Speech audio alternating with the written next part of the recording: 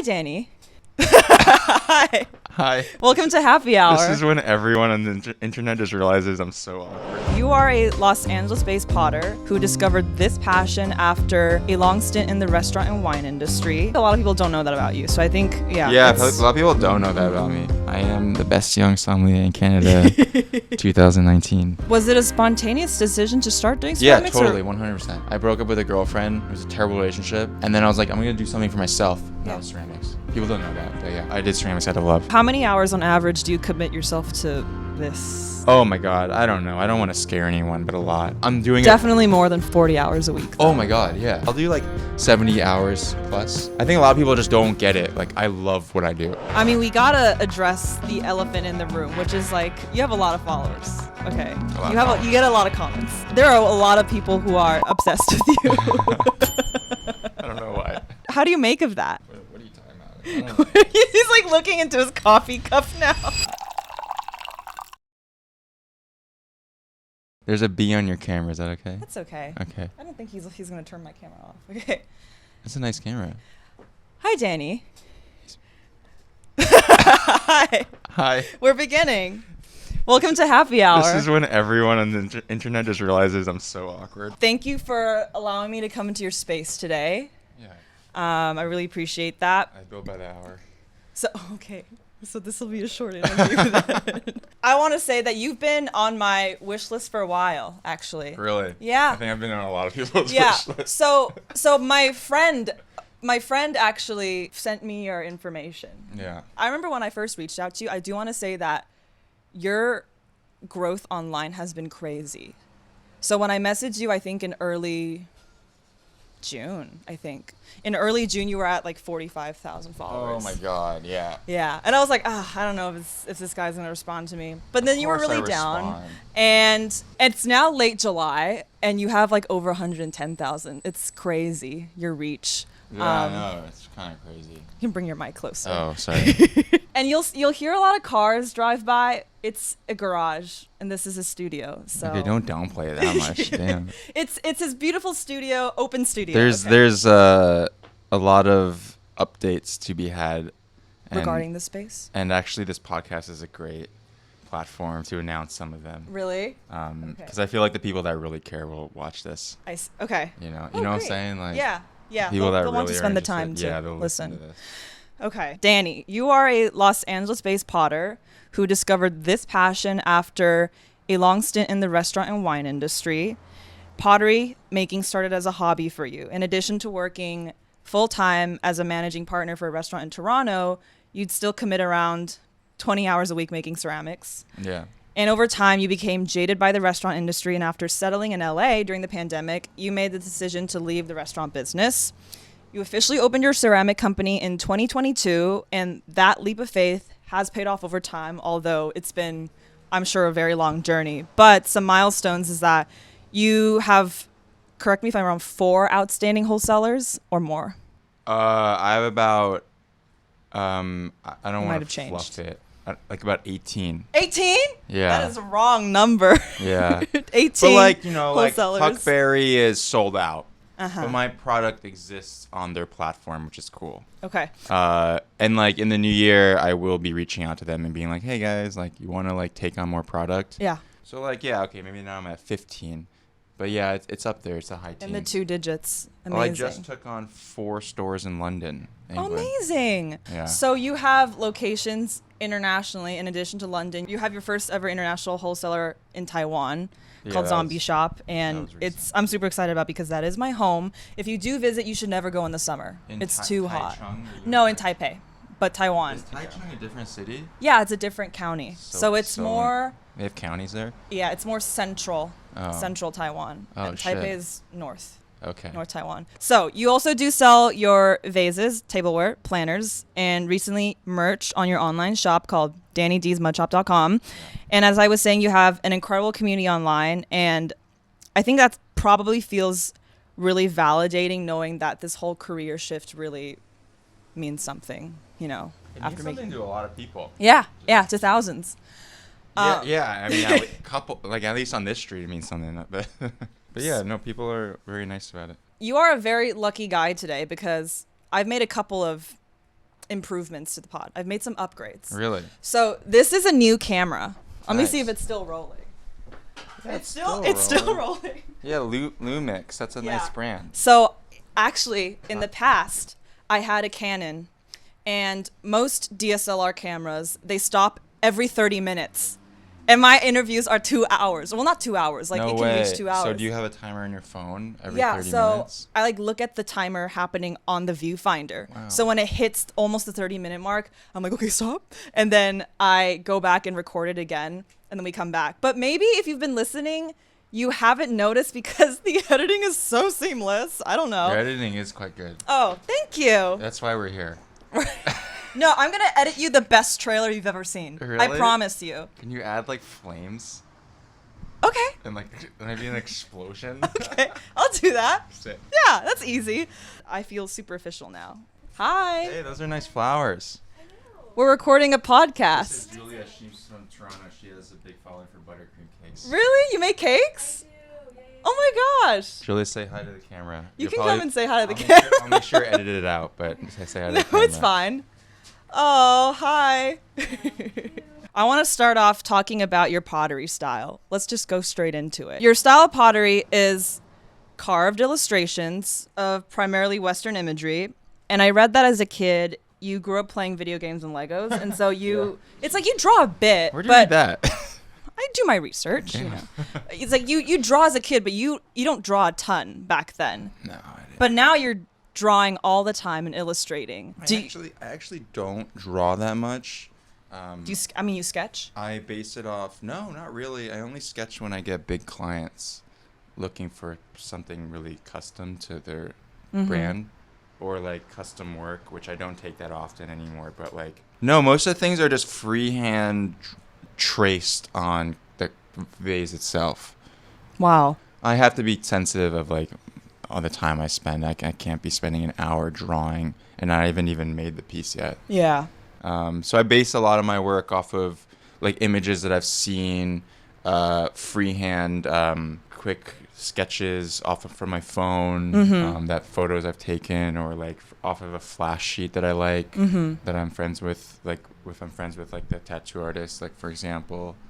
But yeah, I do. So sorry to interrupt. But. No, I mean, do you feel like you have a really good memory then when it comes to replicating imagery? Yeah. Huh. I think I definitely struggle with certain things like. Sorry. I struggle with like ratios. On the vase? So like let's say like I am making a cowboy. It's actually very difficult for me to like accurately draw the arms without making them look weird. Yeah. But like in terms of like animals or boots or these type of things or a cactus or like a skull, like I can nail it pretty good. Yeah. I don't have like I have a good like lexicon of images in my head. I just like sit there and then I reference and then maybe I'll just add a flame to it or something or a weird caption, and that pretty much sums up my art. I didn't come from a creative family. Like no one in my family is creative. But can you no elaborate? one plays music. No one does art. What do your parents do? My dad's was a dentist. He's retired now. And then my mom was in the clothing business. Like there was no creative endeavors in my household. Even my sister. But to answer your question, no art background. I drew a little bit, like comics. I thought they were fun. I actually. Shout out to this most Asian podcast in the world, but I actually read manga when I was a kid. I did too, yeah. Yeah. As a young Asian man, Asian boy, I liked a couple manga books. Because you read them fast. I just go into the borders and just read them and not buy it. I see. Right. Well, let's talk about, I guess, your childhood then, because a lot of people I think would assume that you're from Canada because you've people don't know. been there for a long time. And I also think it's because the way you spell certain words like neighbor on, for example, when you like type that in your post, it's spelled the Canadian way. Things too, like maybe it'll pop in and out while we chat. I grew up in Long Island, New York. Okay, tell me more Till about. I was like 9 or something. Well, my dad's from Brooklyn. He's a Brooklyn Jew. Like, his name's Jay, and he has a very thick accent. and my mom, they met in New York. We're like a New York family, which like a lot of people don't know. I grew up in Long Island till I was 9. Yeah. I don't have much memory from it. Yeah, I grew up there. I had just a normal like upbringing. Like I didn't play much sports. I played a lot of video games. I watched TV. I drew, played tons of Legos. What else did I do? Played drums. I played instruments. Do you still play? No. Do you still remember? No, absolutely not. Yeah, I played Little League in like Long Island and like Roslyn Heights. This was when Roslyn Heights, now I think it's like a mansion town. But back then it was like single story homes that were inexpensive. My parents, my mom used to commute into Manhattan every day. And my dad had... For her clothing? Yeah, business? She had like a little manufacturing thing. And then my dad had an office in Roslyn Heights. So he was like the dentist of the area. One of the main dentists of Long Island. Which is kind of cool. Yeah, and then we moved out to Santa Barbara, which is only an hour and a half from here, when I was 10, about 10. Because they wanted to start planning their retirement. My parents are a little older, so they were planning their retirement. And they still worked a few years back and forth, like 5 years. So they would actually fly back. I remember when I was like a teenager, young teenager, to New York and like work for like a week of the month and then come home. It was actually I don't know why they did that, to be honest. I don't know why they didn't just wait to move in fully retired zone. And they're still in Santa Barbara, or? Yeah. Oh. I mean, they sold that house that they bought back then. They just rent an apartment in Santa Barbara now. They're like old. They don't want to own anything, I don't think. I don't blame them. Yeah. But in Santa Barbara, I was just like a nerdy kid, tried a lot of sports, was never good, had a late growth spurt. You had a late growth spurt. You're like so tall now. When did you start growing? Probably when I was like 16. Wow. Yeah, maybe 17 even. Yeah. So how tall were you before then? I mean, like I was probably like 5, 6, 7, 8. I don't know. I grew pretty quick. Yeah. Wait, can you tell your height now, just for our I'm content? 6'4". That's crazy. Yeah, shout out to the one person on my Instagram that calls me Short King on every one of my posts. I'm not short. No, you are not. It has captured my attention. So whatever you're doing, it's working. I cry a little bit. From your dad's side. You probably get your height from your dad's side. Because none of my parents are tall, but my dad has like uncles that are tall. Because you said that your dad has like Polish, yeah, Russian. My dad's like Polish Russian. It's the West Slavic gene. Yeah, something going on. Yeah. That isn't the mailman, like, is giving me some height. Oh. Yeah. Okay, good. Good for you. Good for you. Yeah, I mean, fuck. Like, I'm not complaining. Like, it helps. Helps reach this ridiculous shelves that I built here. You're definitely someone who has held a lot of past lives before you came on to pottery. Your life as a potter. Yeah. You're so fascinated by this mic, by the way. You're just looking at it. I don't know. Amazon Basics, like, pretty solid quality. Yeah, this cord is Amazon Basics. This is not. But this is a Sennheiser. Is that good? Yeah. Yeah, it's a pretty good mic. It's a pretty good cheap condenser out mic. On happy hour. No. Okay, so you went to college as a kinesiology major. Yeah. And obviously you're not doing anything of the sort like in the present. So tell me about how that season of your life was like. And why you decided to go to Canada. So when I was 15 and my sister moved out, maybe like even 14, my sister ended up moving out, going to college. Yeah. And my parents were like, there's nothing here. Like, you're bored, and you seem bored at least. Santa Barbara is like a sleepy surfer town. I didn't surf. I didn't smoke weed. I was an only child in like a 3-bedroom home. So it's like, they were like, okay, let's like see what we can do for you. They were willing to like spend extra money to like get me out. Put me into a boarding school. But all these California schools fucking asked for these little tests. And like I couldn't do the standardized tests. Yeah, I didn't. I'm so bad at them. Yeah. I feel. Yeah, I was particularly bad at them. Like I think it was just my attention span was so poor. And like sitting there, like then like you get in your head and you start sweating. And I didn't get into any California boarding schools because I wasn't good enough with those tests. So we looked at Canada because we got like a hint from a friend of a friend. So we went into Canada, and the ones we looked at, actually we only looked at one in on Vancouver Island in a really small town called Mill Bay. At that time it was like a town of like 800 or 1200 or something. And there's a really nice boarding school, like international type thing. So we did that. I did that. That's how I ended up in Canada. Did you enjoy your time there? Yeah, I still have like good friends from that. Uh-huh. But I didn't know what kinesiology was until I got there, or like till like we were ready to apply for college. The whole time I wanted to be a doctor. For some reason I was like, Is it because you're on your dad's side? Yeah, like I don't know. It seemed like the right thing to do. I wasn't smart enough to get into biology in college. I wasn't naturally smart, but I like just I 100% I crushed relate. time, or I tried to get like B pluses and A minuses. Yeah, I relate to you because I always feel like I was putting in so much extra work when a lot of my peers were just. Yeah. I feel like they are able to coast by and do so well, and like I had to get extra tutoring. Yeah, totally. Yeah. Same, totally. And my parents like did not spare an expense on that. I applied to a lot of schools in the States. Of course, you need to take the SAT, which I fucking sucked at. So I didn't get into NYU. That's where it was. That was like my first choice. It was crazy I didn't get into NYU because like my dad went there for dental school. My dad's dad went there for dental school. We knew the dean. I think at one point we tried bribing the dean, and it still didn't work. Bribing with what? It was like cash.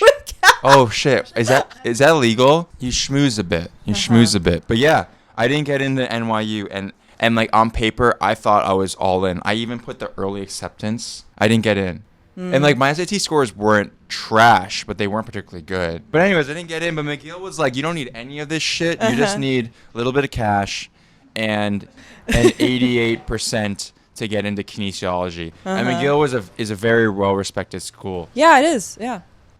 So I went. I did that. And after that, you started working in the restaurant business. So halfway through, I came across another time where test taking stopped me. Even for kinesiology? Like, what kind of tests would you have to take? I was doing okay in school, but that's because I was like on the coattails of my friends that were like, we want to be doctors, like surgeons. And I'm like, okay. And now they're all surgeons, which is cool. Do they love their job? I don't know. So how did food come about? Because I didn't want to take the MCAT, and I came to a point in my life where I needed to make a decision on what I wanted to do, and that was food. Did you have any prior background? No, zero. See, I think that's a pattern I see. I feel like, for example, you went into the restaurant business, and you did a pretty good job in that area. Yeah, I grew really quick, but that's because I worked harder than everyone else. Yeah, and also even with pottery and too. I was good with people. It's like you didn't have. I mean, you learned. It started as a hobby, and now it's your full-time job. I feel like you have a lot of faith in yourself. And a lot of hard work, obviously. It's a hard work. I don't know. That's how my grandparents like grew up. Like they just work all the time. Like I grew up with a nanny, like an IE. Yeah, and I grew up in IE too. Yeah. Okay. Like because my parents worked. They didn't want to deal with my shit. Yeah, I don't know. I just like my dad used to work like 6 days a week and like 12-hour days, and then my mom did the same. So like that's just how it is. So like when I decided that halfway through, I was like, "That's Ralph. That's the guy that got me viral." Hey. That's the guy that went to Tai Chi camp. Oh, it's him. So halfway through, I was like, "Hey, I don't want to take the MCAT. I don't even want to order the books. Like, I don't want to waste any time here. However, I will finish this degree because thank you, Mom and Dad." Yeah. Also, McGill wasn't particularly pricey in relation to other schools. So I was like, okay, I'll do restaurants. I was like, I like cooking, I was like baking cookies and shit in my house, making salads, roasting chickens. I was like, I'll So you learned on the job. You were line cook? cook? I didn't own a knife. I didn't own anything. I just got jobs. I remember my first job that year. I was like, I'm going to work while I go to school. I didn't work full-time. Mostly part-time, realistically. There were a few months where it was full-time. I worked at Beer Garden on... And this is all in Canada, right? This was in Montreal. I worked at an Izakaya. Yeah. And they made me wrap a towel around my head for like $10 an hour. And for people who are not well versed in being the restaurant business. When you said that you were a line cook, can you explain what that Yeah, job I mean, is? I wore chef whites and I had a knife, and then I would prepare food when the orders came in, and I would prep before that, and then clean after that. It's a very gruesome job, actually. It's very hard. Can you tell me what goes on in the kitchens that you worked at? Nothing particular. I didn't. This isn't like Kitchen Confidential. Like nothing weird came about. There was definitely some drinking when my career got more serious. Because of stress? No, just like it was like kind of like party. Social? Yeah, like we were running a good restaurant and like everyone was proud to be there, and so we get excited after work. But like early days, it'd be like you get in, you get out, and you get your small ass paycheck. When it comes to food, you're just like always stinky and it's hot in the kitchen, and you don't get paid well. You don't interact with guests. It's not like a sexy work. Especially if it's a nice kitchen, maybe like, and you have like maybe it's an open kitchen or like you have really good relationships with like your servers type of thing. But working as a line cook in a shitty restaurant is gruesome. Like that's a hard job. What were your hours like? They were probably like 4 to 11 or 4 to 12. But when I was going to school, that was tough. Yeah. Later in my career, that was like beans. It was nothing. I remember I used to work from like 12 to like 3 some days. 12 p.m. to 3 a.m.? Not 3 a.m., but like maybe like 1 a.m. easily, yeah. But that's maybe because I was drinking at the restaurant afterwards. Line cooks are tough, but I learned a lot of skills. Like I learned how to cut things. Like I have really good knife skills now.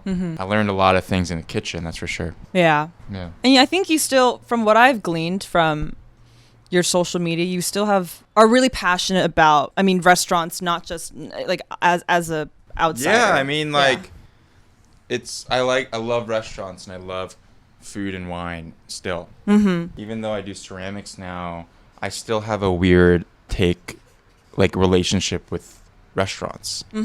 Particularly restaurants in Toronto. I know everyone there. You know, a lot of the restaurants that are open now, like those are my friends. They own those places. You managed a restaurant there too, right? Before I opened that restaurant, I managed the beverage program, the wine program at a restaurant in Toronto, yeah. And that was great. I mean, those were pivotal years for me. That was a restaurant called La Banane. So I wasn't a beverage director till like year 1. Okay. I was young. I was like 20, probably, I was like literally 24 and a half or something. Maybe 25. No, I was like 24. And I mean, I was buying like $8,000 to $12,000 of wine a week. It was crazy. I mean, we were selling that much. I mean, I think we did like $3 million the first year. Right, like most of the income that they generate is from wine. Alcohol, food, and wine. I mean, their check averages for food was high because like they were selling like lobster and like caviar and shit. But yeah, like I mean, we sold a lot of wine. And they just trusted you to. Well, I worked my ass off, and I showed that I was trustworthy and responsible, even though I was young. Like I went in there with no experience serving, but I was like very good with chatting with guests and creating relationships and just being present. I invested in my like professional youth in that restaurant. It was a really cool time, actually. I mean, I just like was a worker. Like nothing hurt back then. Like I could sleep less and drink and wake up early, and I was just starting my education in wine, my personal education in wine. I was reading books every day. And you still have like a large glossary of wine information. My house is full of wine books. Actually, I don't know if you can see it. Yeah, there's a shelf above us. There's a crate up there, and these are all my flashcards of wine. I didn't throw them out. I just like didn't want to. There's like at least 10,000 flashcards in there. But yeah, that was my life. Like I and people that are listening, watching this in Toronto know it very well. Like there's a street called Ossington. I used to just rummage that street with like big books and packs of flashcards every day for years. It's really funny when I first started ceramics, someone messaged me randomly from a cafe. Oh, I was living here. I was starting my ceramics company, and I get a random message like, "Hey, this is weird, but were you that guy that came to the cafe all the time and just studied flashcards at 6 a.m.?" And I was like, "Yeah, that's me." I could easily find that text or that message. Yeah, I would wake up obscene hours in the morning, read textbooks, annotate textbooks to a PDF on my computer, cross-annotate articles online and other books and newspaper or whatever, producer profiles, make a huge like compendium, and they're still on my computer. I think they're very valuable. They should be very valuable. Like they're very comprehensive. And then I would make flashcards. And I would study those flashcards all the time. And now that I think about it, I don't know why I did it. I was just doing it to like feel purpose. And it did give me a lot of purpose. But like I was just doing it because it felt like I was building towards something. Yeah. I don't know what I was building towards. Were you building it towards being a sommelier? Well, yeah, sure. But I was already a sommelier. Like. Oh, okay. So when did that training happen? It was no official training. I was just like learning as I went. You know? Do you have to be qualified to like? What are the qualifications to be a sommelier? So I got a bunch of. There are no qualifications. I mean, like you can be a sommelier if you really wanted to. But like you would be a bad sommelier. Like, I hate to say it, but like half the fucking restaurants in Silver Lake are run by people with no certifications. And like, how do you differentiate a good sommelier and a bad one? A good sommelier, for me personally, is one with like good background knowledge, like traditional, like they know the towns in Burgundy. You never heard of Burgundy? No. Like they can at least recognize the towns of Burgundy. Yeah. Okay. And maybe point out a few key producers in each village. And then maybe their top bottlings of those key producers in each village. Wow. To where like the vineyard is famous. Wow. Like that's important because like those vineyards are the foundation of old, kind of important wine, you know? And I'm not like a fancy guy. Like I don't spend a lot of money on wine. But speaking on that, like when I developed all these like old school facts and foundations with wine, I was able to relate to these old rich people and like have a intelligent conversation with them. Maybe you can say it differently. No, you are. Hold a good conversation. Yeah. But yeah, good sommelier like has good background knowledge and they can relate to their guests. Yeah. And they have to sell. Yeah. And most importantly, they have to know how to manage money. Because like at the end of the day, a sommelier can know all the little bits and bobs about wine, but if they don't know how to manage a wine list and create a proper cost structure and capture enough contribution margin and these type of things and make money for the business, they're shit sommelier. I don't care what the fuck you know about wine. Because that's their job. That's a job. Sommelier is a job. Yeah. It's not a title. It's not this and that.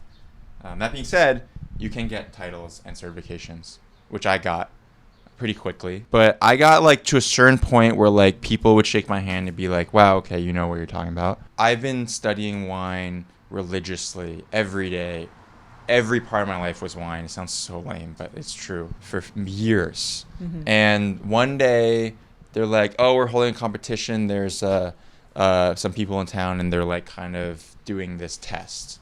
And my friends were like, you should do this test. Like, okay, I did it. I won. It was written. So I beat everyone in Toronto. Like, what do they test you on? Just like random wine knowledge. Okay. And that was my fucking forte. I knew a lot about random wine knowledge. Thanks to your flashcards. Seriously, yeah. And just like inhaling different knowledge. I technically on paper was the best young sommelier that year in Toronto. Just based on this one test. Is that true? Who knows? It was under 30, by the way.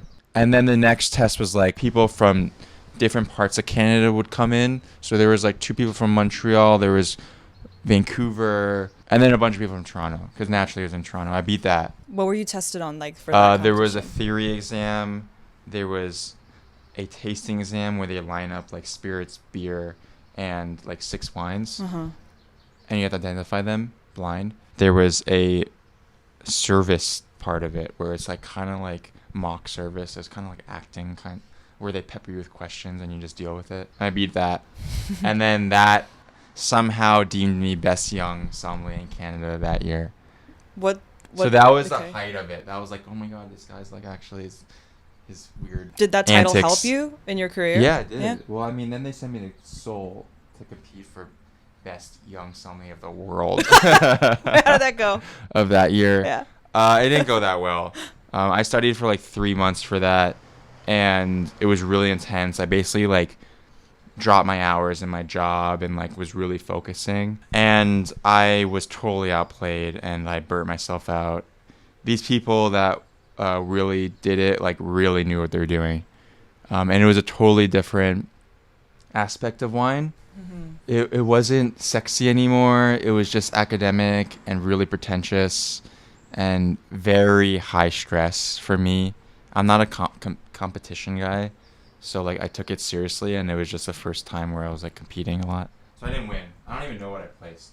I sliced my fingers so badly when I was opening a bottle of champagne for the table. Oh no. And it was just bleeding everywhere. I still have the napkin upstairs. Actually, I haven't washed it yet. This was like 5 years ago. What I was saying about not sexy was the competition side of wine. That sucked. Some people live for it. I don't know. I don't care for it. And I think a lot of people don't know that about you. So I think, a lot of people don't know that about me. I am the best young sommelier in Canada, 2019. Yeah, that's not too long ago, too. No, it wasn't that long ago. Okay, so you moved to LA in the midst of the pandemic, correct? Yeah, I mean, I was booted out from this business I had in Toronto. And I did like a strategic retreat here. It was a hot pandemic. Yeah. I couldn't just get a job in Toronto, and I just came back here, and I like my parents were here at the time I was dating someone, so she was kind of coming here too, and it was great. It worked out perfect. I was also like in a very iffy headspace, so I was just like, I gotta get out of Toronto. It was like winter, it sucked. Also, I didn't want to get a job because like falling back to a job in Toronto after you were like a business owner is like hard too, emotionally. So I found a few jobs here over time. Yeah. Then they all sucked. The people kind of sucked, and like a lot of it wasn't interesting for me. And restaurants in LA are very different than restaurants in Toronto because there's just a lot more money here. The clientele sucks. People don't know how to dine in LA. Typically, there was more of like a homey feel in Toronto. People were really like like small businesses were opening up, and like young hustle was available. It's not here. You need like $2 million to open a restaurant in a good part of the city. And I have friends that opened up smaller restaurants in LA, but like I wasn't in that position because I had no connections. Honestly, no money. Like, yeah, it was the whole thing. Okay. So I quit that pretty quick. A year and a half in, I was bopping around like 3 different jobs. All right.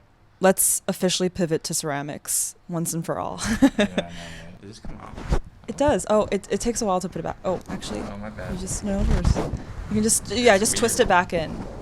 Sorry. It's okay. I'm gonna put it back in. I'll let you know when it breaks. No, it won't break. It's foam. Like you just kind of shimmy her, and then you pull her on the ends. Oh, okay, gotcha. Yeah. In the beginning, I talked about how you would commit like 20 hours to your ceramics in addition to your job. Tell me about like more than that. Well, tell me more about how ceramics even came to you in the first place. I was in Toronto. All I was doing was wine shit, and I was like, I want to do something different. Signed up for a class in Toronto. A class. I signed up for a membership. I skipped all the classes. I just taught myself.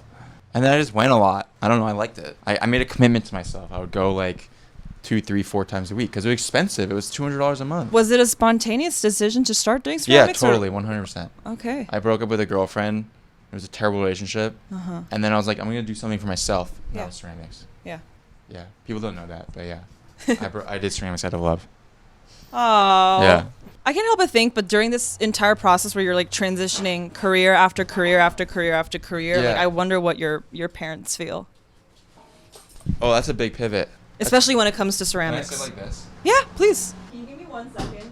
Oh no, did we lose it? No, battery. I need to charge it for everything. Do your thing. Okay. I charged it yesterday now. This is the Happy Hour podcast with Daniel. You just keep doing your thing. We're in my studio in Echo Park. Melissa brought me matcha with whole milk, which is really bold, to be honest, considering this is a Asian-inspired podcast. Sorry, we have to wait a couple minutes. Do you have an outlet? I do have an outlet. I think that's the only thing I have in this place in front of you. Yeah. So what do you do outside of this shit?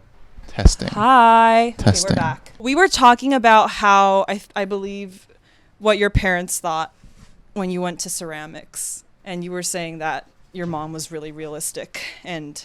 Yeah, I mean, I knew when I was presenting the idea with her that I had to present something less, startling. They knew I wasn't happy in this job. Yeah. I was essentially like, look, this is what I'm going to do. I'm going to pivot. But I'm going to pivot slowly and strategically. I'm going to get this like pretty high paying restaurant job 2 days a week at Lolo Wine Bar. You know that place? No. No, it's in East LA. Okay. It's in it's in Franklin Village. Is that a thing? Franklin Village. I was like, I'm going to get that. I'm going to work 2 days a week and it'll pay my rent. And then everything from ceramics is like extra. So I was like, I'm going to make $2,000 a month at this place. And I'm going to sell $3,500 of ceramics every month. Okay. Solid. And net, I will come out $5,500. That was like literally the plan. And I'll be happy. That's the most important thing. I'll be happy. And I can cover my expenses. It'll be tight, but I'll change my lifestyle type of thing. And that's how I presented it to my mom. And she's like, okay, try it. You got nothing really to lose. Like, try it. See what happens. Worst case scenario, you can always go back to work. So we did that. My dad was all in. He's like the more emotional parent. So he's like, yeah, just like do what you want to do. Work hard. You'll be fine. Yeah, my parents are the same way. Yeah, too. my mom was like, is more realistic. But my mom's like pretty good considering like her upbringing and like who she is. She's pretty supportive. Like, I think she's been put through the ringer with like my sister and like me, and she didn't run a traditional career path either, you know? So she's like open to all these things. Open to like an artist, that's a different story, but I'm definitely that first take on like being an artist in the family. But now she looks at it and she's like, oh my God, I can't believe it. I understand where she's coming from. Yeah. Do I listen to her all the time? No. But I also don't have that much to lose. Like, I'm going to fire really hard with this ceramics thing and see what happens until it doesn't work. Yeah. You know? Yeah. Because you never know where it'll go. When I started it and I presented this business plan to my family and my friends, I was like, I'm doing this fucking square. Like, I'm not going to be a ceramic artist and be like going around and like just taking all cash and like not recording anything and just like shooting by the hip. No, like if we're going to do this is going to happen. We're going to do this right. I'm going to record everything. I'm going to pay taxes. I didn't do this just to like not work hard. Actually, it was the complete opposite. I wanted to create like a small brand that I can rely on, you know, and people know that like this brand makes good ceramics and I'm going to buy them, you know? When it comes to acquiring your first ever wholesaler, for people listening who are also in a similar position that you were in the past, it's like maybe they sell candles or whatever. They want to sell stuff that they create. What was your experience getting that first wholesaler and what should they not do? That's a good question. So I got my wholesaler really early. It's a store in Toronto. It's called Bather. They actually sell like a lot of bathing suits online. I'm sure a lot of people know about them. Men's bathing suits. Timing wise, it was perfect. They were opening up their flagship store at the same exact time I was launching my company. And we had a mutual friend, and basically it worked out fine. And he put in a big order in the beginning, and my prices were low, so like it was a lot of ceramic. It was like hundreds of pieces of ceramic. Yeah, and like I sold bowls, and like half of those broke. And When shipping, you mean? Yeah. What I quickly learned is that you need a wholesale price, which is like about 50 to 60% of your retail price. For me, I lean towards the 55 to almost even 60% because my product takes so fucking long to make. Yeah. I'm not just having a guy in China make them and ship them here. No, like I'm like here making them. For context, how long does it take for you to make a vase? Let's say like 3 to 4 hours. And how Not many including vases? time to transport and pack it and glaze it and fire it. None of that. It's just like pure from a ball of clay to a carved illustration on clay that needs to be fired. Probably like probably 2 to 4 hours depending on what it is. But yeah, what was your question regarding wholesale? That was a good question. What not to do? What not to do. Don't say yes to everyone. Be selective. Because yes, a paycheck's a paycheck, but a wholesaler is not a wholesaler. Like, there are certain key wholesalers that support my business and like reorder and advertise. And there are some wholesalers that are like, we like your work. We'd like to carry like 4 cups. And I'm like, fuck you. Like,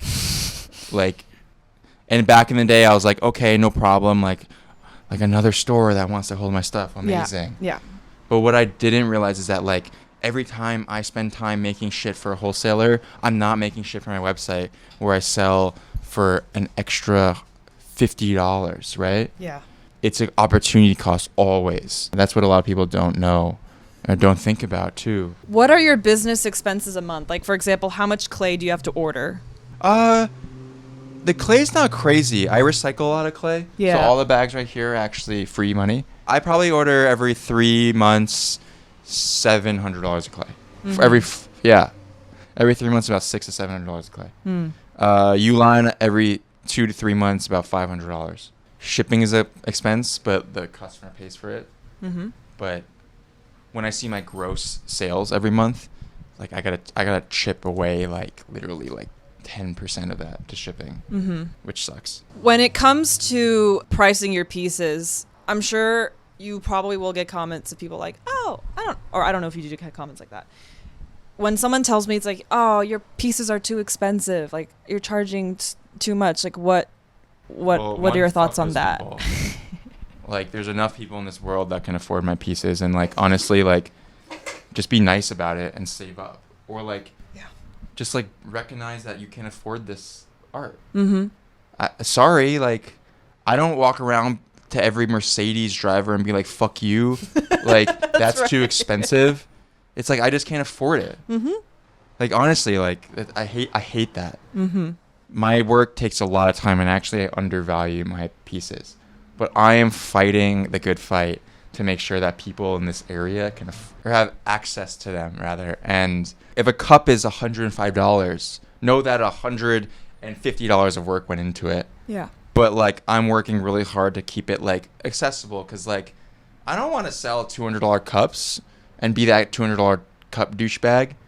But like at the end of the day, if I put a really intricate design on something, it has to cost money because there's a certain threshold I have to hit. Yeah. And like I have to respect my time, and my clients have to respect my time. Like if you can't afford it, just like buy vintage to start if you're like so enthusiastic about ceramics. Or just save up, man. Like I don't know what to tell you. Like I have sales sometimes. Come to the studio one day and like you really love it, I'll chat with you. We can figure something out. You know, if I have extra inventory, I'll figure something out with you. When I first started, I was very underpriced. I started building up, and I'm still underpriced. Well, how many hours on average do you commit yourself to this? This? Oh my God, I don't know. I don't want to scare anyone, but a lot. Like I'm in here all the time, and if I'm not in here, I'm thinking about it. If I'm not thinking about it, then I'm probably, I don't know. You know, it just like I'm doing it. Definitely more than 40 hours a week, though. Oh my God, yeah. Yeah. Oh, I'll do 40 hours in 3 days. Maybe that's rich, but like 40 hours in 4 days for sure. Yeah, I'll do like 70 hours plus. No problem. And I know like some lawyers and doctors and shit like do way more than that. Yeah. But yeah, I mean, if you really look at it analytically like that on how many hours I work, it's a lot, and it's like in many ways not healthy. I'm still figuring that out, but I think a lot of people just don't get it. Like I love what I do. When it comes to working for yourself, the balance of trying to find life outside of work is a work in progress always. How has that been for you? That's a good question. I do want to specify this is a laogama spoon. That's so cute. It's a spork. Yeah, and you get it only when you buy the XL jar of laogama. Really? Chris, yeah. I thought that was nice. I use it all the time. But I thought you would appreciate that. I know, it's so cute. Not everyone knows what laogama is. Yeah. Shout out laogama. Could you imagine if we collabed? You should collab with laogama one day. Me as a sponsor? Yeah, you use it? I use it occasionally. They got like that good dried tofu one. Yeah, I get, so because I go back every year, I get all the sauces back home and I bring it back. I have like ganbei jiang or like XO jiang. What? Can you bring me some? Yeah. Oh my gosh, I would love to. I go back January though, so. Whatever. Don't forget. No, actually, my family every year on my birthday they actually ship me a care package, so I'll request it. I mean, don't only take you from your family's care package. Oh no. Okay, so I'm just segueing, but we were talking about laogama. So I get a lot of sauces, and there's this one I like drinking vinegar with sparkling water and also apple vinegar. Cider? No, not apple cider. Well, I drink apple cider occasionally. Some Asian vinegar? Plum vinegar. Ew. No, it's so good. Trust me. It's so good. So I like to pair plum vinegar with sparkling water. And my favorite ever beverage is mixing sparkling water with honey plum vinegar. And there's this one specific brand that I get from the Farmers Association back home that is my favorite. And my mom, she always makes sure to really pack it in bubble wrap and send it to me. Really? It's my favorite drink. It's great. Interesting. Yeah, I love lagoma. I use it a lot. Okay. Anyway, Your question balance. your question was really good. Yeah. Balance is not to use too much lagoma. Otherwise, you go crazy. The sodium content. Yeah, you go a little crazy. So balance is something I struggle with all the time. Like, truly, it's the hardest. I've said it before, and it's like the hardest part of the job. Mm-hmm. Like, I think a lot of business owners and small business operators, when they start to get really busy and like there's a real interest for their product, mm-hmm. the only thing they know how to do, like for me personally, is like to accomplish these goals is just like to work harder and more. And like when I get more orders, like not really that much changes. It's like these orders have to go out. So then the only way they go out is if I pack them. It's like it's just a constant cycle of like just working more. Yeah. I don't set days off for myself. I just work every day. And like when my friends want to like hang out, those are when I stop working pretty mm-hmm. much. Or when I like try to have good routine and like go to a workout or something. That's my days off. But yeah, it's really the hardest thing. I struggle with a lot. I simply work too much. I'm like a little tired. But like that being said, I'm not restricted to a really set schedule. So like when I'm really tired, like I just won't work. Mm-hmm. You know, no one's gonna come at me and be like, "Oh, you promised to ship on Thursday, but we haven't received a confirmation email." No, like if I don't feel like it, I'm not gonna ship it. But like you can count on that shipment going out probably that Friday, or latest the Monday. You know, and like clay dries, but it doesn't dry that fast. Like mm-hmm. I can like take care of myself when it comes to it. But I don't know. I work a lot and it's tough. I know we were just talking about how like I took off a full month. I took mm-hmm. off all of May. I came back for a month. I worked so hard. I had the biggest month I've ever had. And then I went away for another 2 weeks after that mm-hmm. for a wedding just mm-hmm. recently, this month. And taking that much time off is really hard. It's like I thought about work all the time, how I don't have any inventory. I thought when I initially booked that trip, I would build inventory to have and sell while I was away. And I do some marketing pushes via social media and this and that while I was away. But I didn't. Like I sold out all my inventory. I didn't work hard enough before I left to have that. So yeah, there was like points of stress and like contention about taking that much time off. And at the end of the day, like, was it that responsible? Not really. But like, was it important for me? It was, you know, because like the whole reason why I quit my job to do this was to ironically create balance in my life. Mm-hmm. That's, yeah, as a freelancer, that's always, yeah. We always feel like we're getting into a life of balance, but it's quite the opposite. It's ironically so mm-hmm. I can like have my nights and like work on my own time and schedule myself to things that make sense for me and like truthfully not work that much. But again, like I was saying, like as a small business owner with a product that's in demand or their time is in demand, like the only way to compensate and like kind of meet those demands is just working more and more and more, mm-hmm. right? Mm-hmm. Yeah, so but like I've developed ways to limit the amount I work, you know.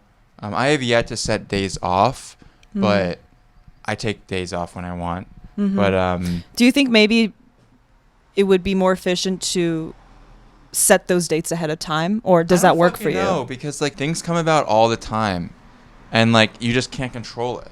Mm. It's like I have people that need to pick up on Friday, Saturday. Mm-hmm.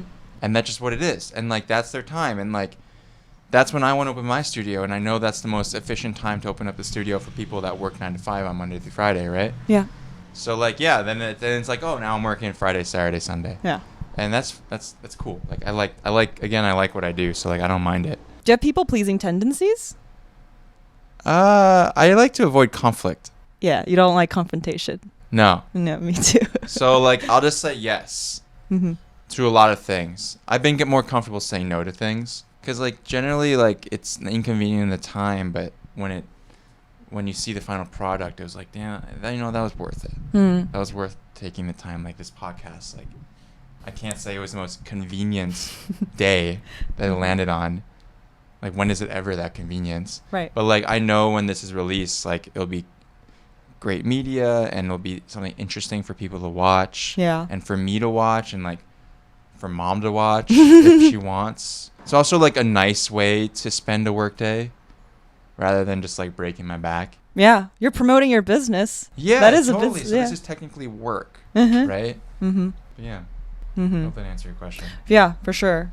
It's hard. Like I will say, like I said this on my last podcast, and like I will say it again. Like when I quit my job to start this business, like it was a contract, like a mental contract that I signed. It was like I'm gonna quit my job and be freelance. I'm gonna get a very part-time job to pay my rent. Mm-hmm. And then the ceramics thing is like wherever it goes. Mm-hmm. But I need to sell X amount to survive. Mm-hmm. And then anything past that, I'm camping and I'm enjoying life and I'm eating dinner and I'm going on normal dates and I'm seeing friends more often, right? Mm-hmm. And I'm seeing my family more often and I'm enjoying life because like I do a lot of things, as you can see, just like the studio is like there's a lot of things. Mm-hmm. So I signed this contract. So the main reason why I was like, I'm leaving for May is because like that was an important part of the contract. Mm-hmm. And like when I'm like, oh, I have a 1-day wedding in Nelson, British Columbia, I technically could just fly in and fly out in 2 days. Yeah. No, you know what? I'm going to buy a truck and I'm going to drive it 2 weeks, 3,500 miles. Mm-hmm. That's like a fuck it, like that's part of the contract, you know? When it's like this whole week is like New York Times, 2 days of video shoots from London, and then I'm not going to work. That's part of the contract. Because this is like cool and fun, and no one's there to tell me, you can't do that. Mm-hmm. Like you have a deadline. Yeah. And I do have deadlines, trust me. But like, You do. but like I set those deadlines. Well, what would a perfect balanced day look like for you then? Eating well and exercising, Mm-hmm. and then work all around it. Do you exercise in the morning? No, I exercise midday. You've been midday? Hmm. And sometimes I'm too tired midday, and then I lose it. Mm-hmm. I wish I could do morning, but I don't know. I'm tired in the morning, and I get a lot of good work done in the mornings. I see. Yeah. So no, like honestly, like taking care of myself is the best day, because I know I get the best work out of it. Yeah. I feel better. Like I haven't exercised in a few days now just because of so much media stuff. And guess what I'm doing after this? I'm gonna go fucking force myself to do something, and then I'm gonna come back and crush the rest of the day. Mm-hmm. I know it. Thank you for your time. No, please. Appreciate Stop it. When did you start to notice that your Instagram was really becoming a big part of your life in terms of the business and getting your outreach? That's a good question. I don't know. It's always been a slow growth. It's like I remember when I hit 5,000 followers, I did a giveaway. I've watched the engagement grow. Yes.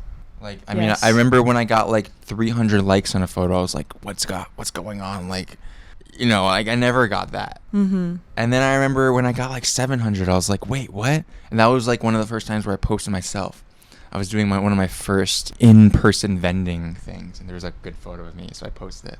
And I was like, what's going on? I mean, to answer your question, I don't know. It's just been growing, and then there were big spurts. There's big, like, growth There moments. was a big growth over the past couple of months. Yeah, like I was saying in the beginning when we started.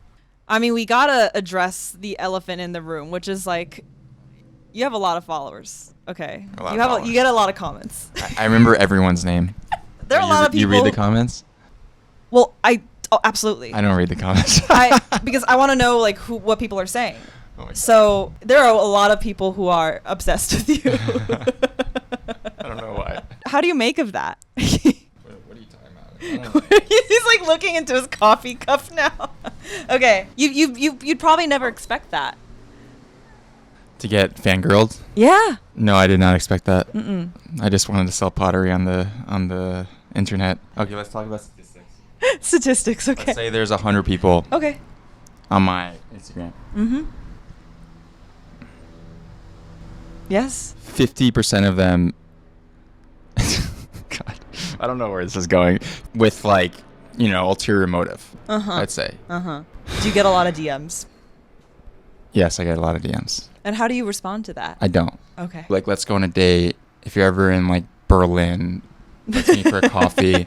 I'm like, that's cute. I won't respond to it. But I appreciate you. So statistically, like, a lot of them are there for that. And I realize that. I'm not dumb. Like, yeah, I'm there to, like, be a nice person. Yeah. I'm not a piece of meat. Do you have time to go on dates, though? Because Yeah, you're so busy. I go on dates. Yeah. Yeah.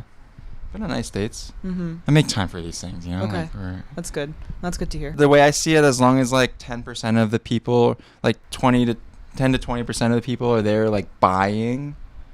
A lot of people are admirers. They love the work. But, like, a lot of people can't afford it, and I realize that. Yeah. But as long as there are people buying, I'll entertain everyone. But I won't respond to, like, such blunt behavior. I can't. Like, I just, like... I also want to be careful. Like, I don't want to, like, just sleep around town and be that guy. No. As long as people respect me, like, I'll respect their time, too. And, yeah, people, like, on the internet think I'm cute. Especially now with these fucking neighbor conversations. People think I have a nice personality, and I like to think so too, but like, yeah, I'm not just like there to just go on dates with everyone. It's just like not like that. No. I'm here to make ceramics. This is a byproduct of the ceramics. But that being said, I do want to say, like, there are people on the internet that sell ceramics that are just like shirtless and making videos and like slapping clay and like it's a phallic and zooming in on opening up the bowl, and it's like, honestly, like, those people aren't going to be around that long. I'm here to say that, like, there's going to be a hot guy into another hot ceramic artist that makes average work, into another hot ceramic artist that makes average work, into another one that makes average work. And it's like, sorry, man, like, you're just a viral moment in the internet sphere. Yeah. And for me personally, I'm trying to make something sustainable. You will never see me without a shirt, and you'll never see me slap clay like it's an ass. And I find it gross, honestly, and it sexualizes the profession. I hope I'm not speaking out of place, but yeah, I think it's just like a fucking shame. But at the end of the day, those people aren't really making that good of work either. I focus on the work. I use my face to promote the fucking work. Yeah. But I will never like sell I will yourself never in a way, sell myself out to promote the work. Yeah. Because if the work can't hold on its own, then fuck everything. Exactly. Everything's fucked. Exactly. I may as well just get a job tomorrow. Because like this will die in a year. And I'm working my ass off to make sure it doesn't die in a year. That's what it is. Looking back at all the careers that you've held, you've been like Danny the restaurant manager, you've been Danny the wine beverage director, or now you're Danny the potter. Do you feel like you would wake up one day and switch your careers? Do you ever think that that'll happen to you? I don't know. Like, I've been doing some modeling gigs on the side. Because like so many, like with the growth of social media and stuff, like so many brands are now looking. And they're like, oh, like this guy can wear our pants or something, Is that a career change? I don't know. But is it a source of revenue and income for the business and my life? For sure. And like, I'm not dumb to that. Like, to answer your question accurately, anything can happen. Yeah. Will I be accountant in 2 years? Fuck no. Will I go back into restaurants? If I have to. Will I open up a restaurant down the line? Probably. Right now the focus is ceramics. Right now, like, I want to open up a studio and like develop that and like have like a membership studio one day and have like a retail store one day with a coffee shop attached and all these things, and like that's the focus. I could see myself doing ceramics for a long time. Yeah. As long as I find balance, that's like obviously a thing. And some updates that you have to share. You're expanding your space. Yeah. I'm expanding my space, as in I'm leaving this space. I just signed a commercial lease in Lincoln Heights. Nice. Which is really cool. There's a big commercial warehouse, like big for what I do out of here. Has an outdoor spot. It has full electrical output. I can put my kiln in it. There's proper plumbing, which is the first time ever. Like, I filled that bucket up in my bathtub the other day. I mean, I want like a showroom area. There's going to be like a very primitive but functional like gallery, or like at least just like somewhere to look at all my work in one place. It'll be tied into my inventory fulfillment section too. Yeah, it's awesome. And like honestly, the amount that I've accomplished out of mostly this garage that we're sitting in is crazy to me. Like, I've never really taken a step back and like seen what I've made here out of this space, but honestly, it's pretty tremendous. Like, it's incredible. It has not been free. Like, I've broken my back from it.